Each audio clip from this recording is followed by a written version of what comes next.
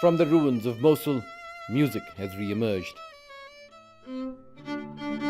These are some of 40 musicians who make up the Watar Orchestra in Iraq's second largest city. Despite being banned when Mosul was occupied by ISIL, the melody survived. Turkmen, Christian, Kurd, Arab, Sunnis and Shias, these young men and women represent the diversity of Iraq. It's the first time they've come to practice in the destroyed old city. Mustafa's father was a blacksmith. Their shop and their lives were ruined in the fight against ISIL. When I see the huge destruction of the city, everything has changed. So many collapsed houses. Now I see a different image from what I remember this place as a child. Coming here gives me energy and grief. We hope to present Mosul's heritage, its old songs and melodies. Marlene's studying to become a paramedic, but her passion is music. She fled from a mostly Christian area near Mosul during the fighting, and now she wants other Iraqi girls to follow their dreams. After the defeat of ISIL, the society is more open. Girls have a chance to work and to play music. My message to Iraqi girls is that whatever difficulty you face, and even the society is against you, confront them with the thing you love doing.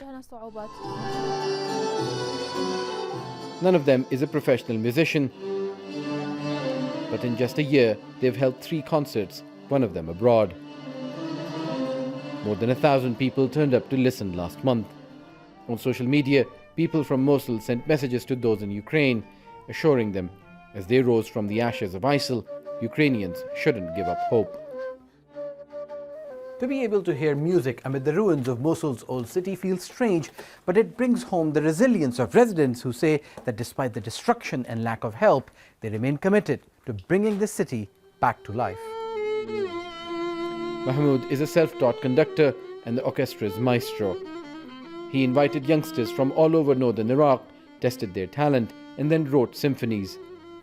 As someone who was born in the old city, he feels the cultural revival of Mosul is his responsibility. I cannot describe my feeling when I returned and played in the old city. Despite all this, there is a hope of happiness that the city will come back. My favorite melody was composed while I was a refugee in Turkey. I completed it in Mosul and called it Ashes. Now it's played by the orchestra. Much of the old city remains a ruin 5 years after ISIL was crushed here. But from the ashes, people hear hope of a future in tune with Mosul's former glory. Usama bin Javed, Al Jazeera, Mosul, Old City.